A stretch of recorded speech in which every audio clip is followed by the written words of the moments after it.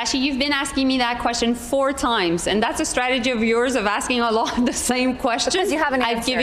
With Donald Trump winning the election, we've got some serious chaos happening here in Canada. Welcome back to Moose and Loose. My name's David. Today's top stories. We've got hordes of people now heading towards Canada because they're going to get deported from America. We got multiple knock-on effects from Donald Trump winning happening here in Canada. We got an interview with Vassilis and Melanie Joly. We got a bunch of other clips here, so let's jump into this. So first off here, Donald Trump has a plan for mass deportation. 1 million people per year is the plan. You can see here. And Chrystia Freeland was asked about this today. Hi, Minister Freeland. Donald Trump has promised mass deportations. J.D. Vance has said it would be reasonable to expect that they could deport 1 million people a year. Is the federal government planning there will be a surge of migrants crossing from the U.S. into Canada? Thanks for the question, Mackenzie. And again, what Americans choose to do, what America's incoming elected administration chooses to do in the United States is a decision for Americans and American leaders. The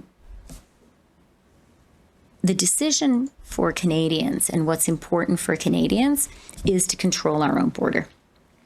And that is something that's really important. It's fundamental.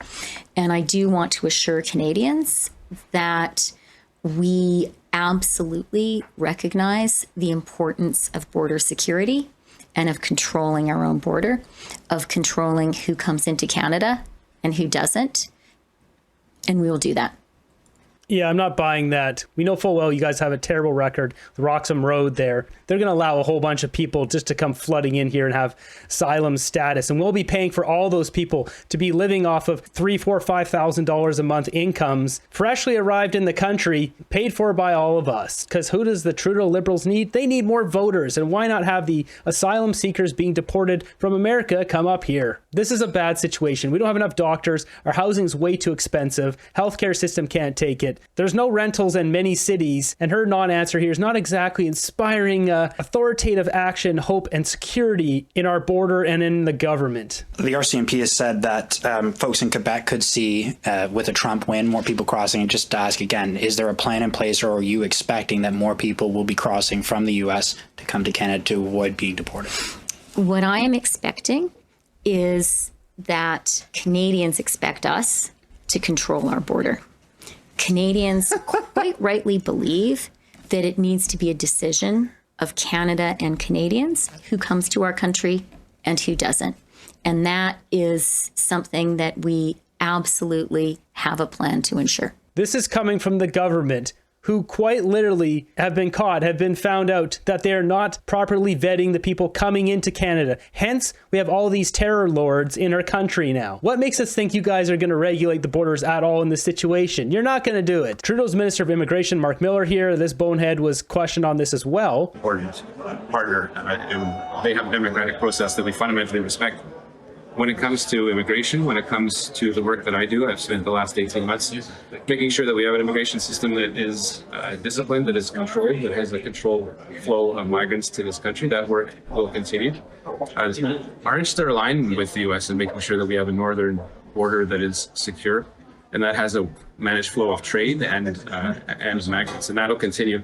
This will always be an issue of making sure that, for us, what is in the best interest of Canada and what is in the best interests of Canadians. So he calls what we have right now a disciplined flow of migrants coming into our country. I wouldn't want to see what their undisciplined flow is. But the borders have never been closed ever since Trudeau opened his welcome arms to call on all people from every third world countries, the terror lord countries, to come to Canada. He's actually hoping for it, as their new mandate is to cause as much damage as they can before they get unceremoniously turfed. I wouldn't be surprised. With all this chaos going on here, we've got Vassilis. She gives the Liberal Party here a little bit of advice. You brought up the issue of election. Could we see echoes of maybe some of the campaign style that we saw down here south of the border affecting our election? Well, I don't know. I think it's a good question. I would note that the Liberals just released digital ads with the same tagline as the Kamala Harris campaign, they might want to be rethinking those going forward. So you brought up I was thinking the same thing. Trudeau ripped off those ads and now they've lost. It's like, maybe you want to take those down. It won't matter. All of Canada knows Liberals and NDP are toast. Accountable they soon will be. Next up, we got this buffoon, Jagmeet Singh. He's asked about his role in the government and supporting Trudeau regarding Donald Trump. Clarify in English. Can you please clarify? Last time around, we saw a Team Canada approach that included bipartisan work in response to Donald Trump's first presidency. What are you expecting this time? Has the Liberal government asked you to take any role? And what do you want to see them do concretely to respond to Mr. Trump? Well, I expect the Prime Minister will come out and state clearly that Donald Trump's plans are wrong. The fact that he has proposed an across-the-board tariff is wrong. That's going to jack up the price of everything. It's going to hurt workers in Canada, and it's going to hurt workers in the United States. It's going to mean increased costs for everybody. So I want to see the Prime Minister come out clearly and say that's wrong. That's a bad plan. That's going to hurt people. Can you clarify, though, will you cooperate with the Prime Minister if he asks for it? And can you clarify if he has asked for it? No, there's not been any conversation. My goals are to defend Canadian jobs, to fight to defend Canadian interests, and to make sure that we are defending our values. I will work to ensure that that happens in any way possible. So something to note there, how he's speaking that language, defending Canadians' values. He's basically positioning himself to keep supporting Justin Trudeau. That is what he's doing here. That's what he's saying here. He needs to get to February to get that pension. Then after that, nobody knows what this guy will do. He's made it very clear recently that Pierre Poilievre is the big bad boogeyman that he has to keep voting against. Honestly, how did a moron like this become leader of a national party? I'm sincerely puzzled. I know, like when I look at this, I'm like, wow, sky's the limit. I could do anything. I can be anything. It's in a book, a reading rainbow. So with Donald Trump winning, what we have here is anti-Trump rallies going on. These are basically backed by the Palestinians because they're using the same chants. They just changed some of the words.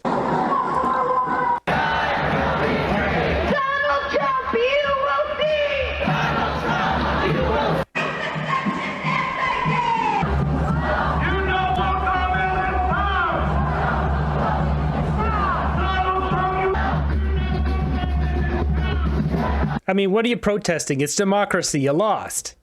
Here's another angle of this protest. The whole damn system stands for! The whole damn system stands for! Yeah, we don't need to play that. Oh, the irony. Their sign says, all power to the people. Well, this nation literally just voted for Trump in a landslide yesterday. The people already do have the power. Yeah, I mean, it's democracy. They voted. Your person lost. That's it. So this is interesting on CBC. We've got Rosemary Barton, who accidentally slips up here when talking about this. A rare moment of somber reflection on the CBC. That the Democratic Party has moved too far to the left, that they are no longer representing the vast majority of Canadians, of Americans. Interesting thought. Same thing here. Same thing here. And is there a course correction that is needed? I mean, that is...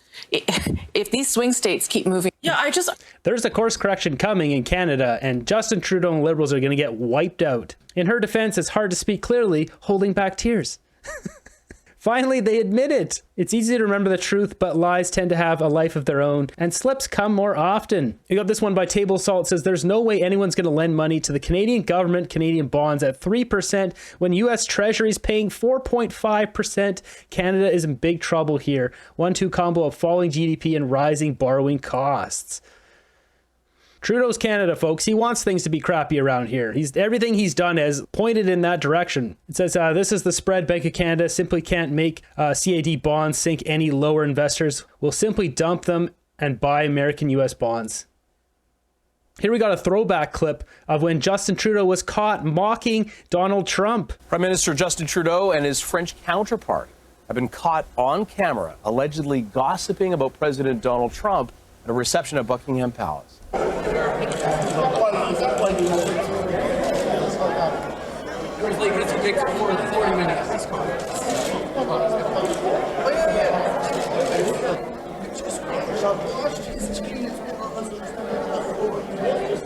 Now, in a huddle alongside Princess Anne and Boris Johnson, Justin Trudeau and Emmanuel Macron were caught discussing a 40-minute press conference. President Trump was not mentioned by name, but he had held a lengthy press conference with Mr. Macron earlier that day. The leaders are in London for NATO meetings. I'm not really surprised Trudeau's crap-talking Trump in Buckingham Palace. That's the kind of guy he is. He's just this swindly, weaselly little rat that would just do anything. He's just trying to impress his buddies here. He's a world leader. This is how he acts. It's disgraceful. Trudeau is scared of Donald Trump. Yeah, he is, for sure. Trudeau smack-talking Donald Trump may cost Canadians dearly. Unfortunately, he's such an embarrassment to Canada, juvenile, petty, and a bully. Next up, we got this disaster here. Melanie Joly, Justin Trudeau's Minister of Foreign Affairs. We're jumping in 3/4 of the way through this interview. You can see Vassie Capello's not exactly enthralled by this conversation because she won't answer a question. Let's just jump to the last bit here when things get a little bit spicy. Just one final question, and to respectfully challenge you, Minister. Again, I'm not taking away from the additional investments that you've made in defense, but they don't come anywhere close to what NATO's expectations were. Prior to July, your government had not even assigned a date by which they would meet the NATO targets. If you were in fact planning for the possible eventuality of another Trump administration, would that not have been something you took more seriously in the last number of years, instead of waiting until just this July to say, okay, we'll finally do what we agreed to do almost a decade ago? I think what the Americans will look at also is how much we're investing here at home, and also how much that will have in terms of impacts in our economy and their economy. Buying 88 F-35s is creating jobs on both sides of the border. When we're investing in icebreakers, and let's remember, the US doesn't have a lot of capacity in terms of icebreakers, we do. And so we can help them through that, and we'll be creating jobs, of course, in Canada, but also on the other side of the border. And that's why we signed the new Cpac agreement with the US and with Finland. And we'll continue to do that as a procurement process is speed up, because of course we need to make sure that while we're increasing the budget, that we're allocating the money, that we can hire new people being part of the Canadian Armed Forces, which is a fantastic opportunity. And also we're investing in the equipment that is much needed. Just very quickly, though, does that, can you be explicit? Are you willing to speed things up? Are you willing to spend more quicker? Because that is what Kelly Craft is saying is necessary for your government to do. That July commitment took too long to arrive at, and that it's going to take too long to get to 2032. Are you willing to change anything beyond what you've already laid out?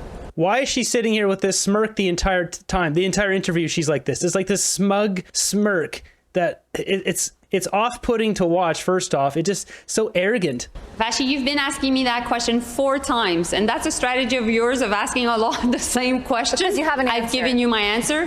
But the question is, of course, we will be sitting down with anybody that is willing to have that conversation, because ultimately this is a win-win situation. We need to invest in our defense. The U.S. needs also to make sure that they make the right investments also when it comes to the Arctic. And so we're part of NORAD, we're part of NATO, and we'll work together. So you are open to a different timeline. Is that fair to interpret from what you just said? I'm saying that we're making huge investments. And in that sense, we're willing to have many conversations with the Americans, as we're always open to have many conversations with the Americans, but also... She's a bumbling buffoon. She's so stupid. I'll just say what everyone's thinking. She's so stupid. Like, how did she get this job? We all know just Justin Trudeau placed her there. She has no credentials for anything. She's just worthless. So we need to make sure that these conversations are in the context of investing in our security and also reinforcing the NATO alliance. And I understand that. I'm not trying to insinuate that it would be any different or that we'd be investing in anything other than our own security. But I'm just confused. Am I to interpret that you are willing to go beyond what you've already laid out? So, Vashi, we have a target. We've announced it. Right now, also, we presented a defense policy update, and that defense policy update triples the budget. So the target is important, but concretely what Canadians want to know is fundamentally whether that money will be hitting the ground. And my job with the Minister of Defense is to make sure that that money doesn't stay something that is hypothetical. It is actually creating jobs and also investing in key equipment that our Canadian Armed Forces need. So I'll be focusing on that. And meanwhile, anybody that wants to have conversation about defense and foreign policy, I'm open to it. I wouldn't be surprised if she uses a risk board to make decisions on foreign affairs.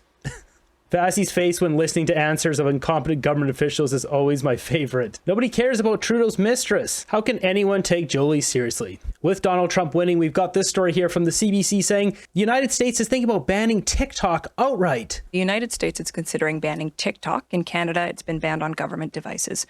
Would you recommend to a friend or family member that they have TikTok on their phones? So I will answer this question in two ways. As an individual, I would say that I would absolutely not recommend someone have TikTok. And this is very clear the way that the app is designed and who has control ultimately of the information of the app, that this is going to is available to the government of China.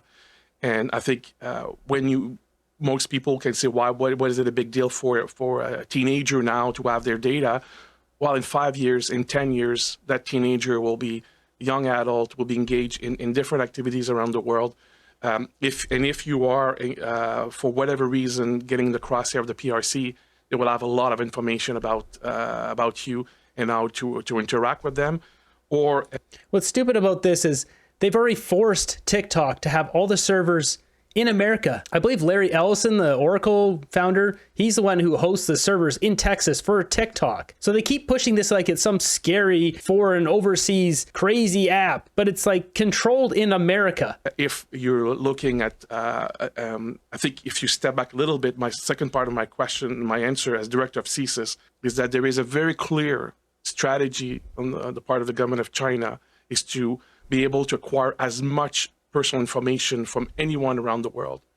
And this is because they're using big data analytics. I don't doubt that, but this is just being used to scare people. They're just worried because people can post what they really feel on there, that it's pushing this far right movement. TikTok used to be a free speech app when it was only controlled by China. Now it's actually really crappy. Next up, we've got this clip from Michael Barrett. You got to check this out. So this is on the $9 million NYC apartment for Tom Clark. Michael Barrett just goes off here. Check this. Paying $1,800 per month in rent. That's less than the national average for Canadians. Do you think that's fair, that that's what he has to pay in rent for a $9 million luxury condo when your government is responsible for doubling rent, doubling mortgage costs, requiring Canadians to have to save 25 years just for a down payment? That's your government's legacy, and you're giving this guy a $9 million condo for $1,800 a month. Do you think it's fair, yes or no?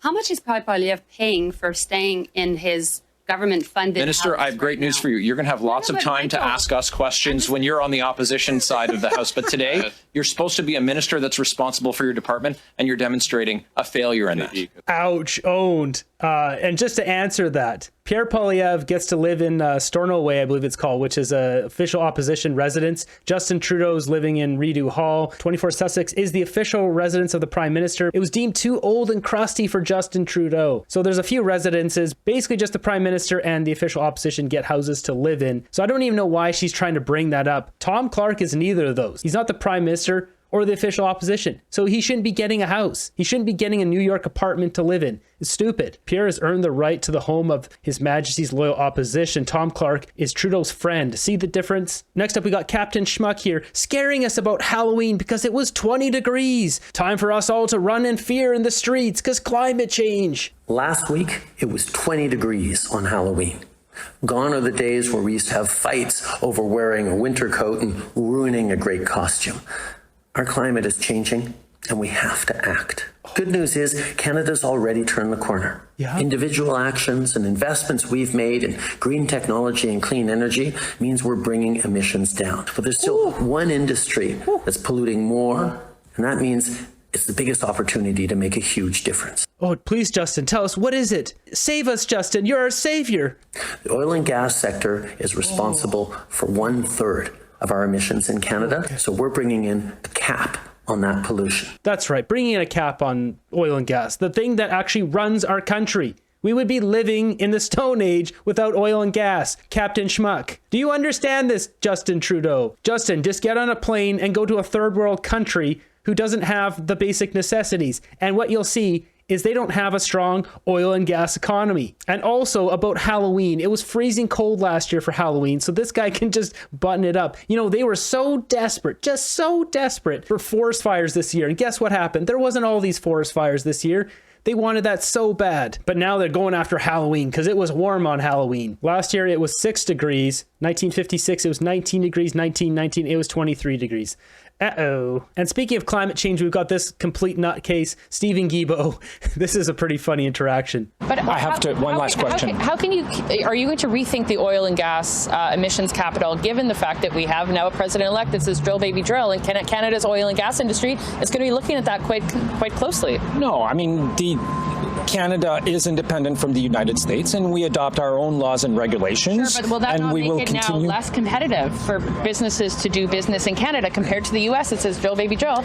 We have put in place draft regulations to cap the pollution of the oil and gas sector, which shows that they can increase their production by 16% by 2030 while reducing pollution by 35%. But if there's no such cap in the United States, the U.S. doesn't have carbon pricing. We have carbon pricing. We have different. There are many different things. Dude, she's trying to explain it to you. You're an idiot. She's trying to explain it. The U.S. doesn't have all those restrictions. Thus, they're just going to get all the business, and we're going to suffer. That we do differently between the U.S. and Canada. We're not a carbon copy of the United States, and we won't be. Thank you. Was that a cheeky joke he just threw in there? There you have it. With Trump getting elected, now we have an unexpected problem, possibly 1 million people per year trying to slip over the border there to get into Canada to be asylum seeker, which we'll have to foot the bill for. If we think about this too, who would these asylum seekers be? There'd probably be a lot of people from South America. Just looking at the map here, I mean, it's going to be anyone from basically Panama, Costa Rica, Nicaragua, Guatemala, and Mexico that flooded into America, and then these people would be heading over and trying to get across the border here. We would essentially get an influx of people who speak Spanish, Mexican, South American here, further changing the dynamic in Canada. Right now, there's a strong concentration of people from India over here, a strong concentration of China. You've got a kind of a mixture across the middle section here of Canada. There's a lot to think about there. And Trudeau, he's not going to do anything about it. He probably open the doors for everyone, just roll out the red carpet. Come on in. As long as you vote Liberal, sign this piece of paper, promise you vote Liberal. Things are going to change here pretty quick regarding that. I think Justin Trudeau and Liberals are just trying to squeak this one out until they get to their Christmas vacation break, and then they can just take off for a couple of weeks. At this point, it really seems like they're just trying to sweep the SDTC scandal under the rug.